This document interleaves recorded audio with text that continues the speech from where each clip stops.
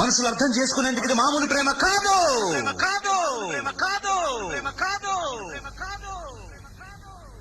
అగ్నిలాగా స్వచ్ఛమైనది.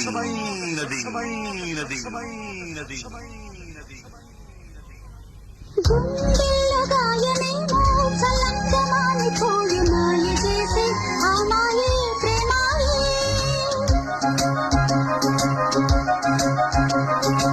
ఎంత గాయమైనా గానీ నా మేనికేమి కాదు పువ్వు సోకి ఈ సోకు కందేనే.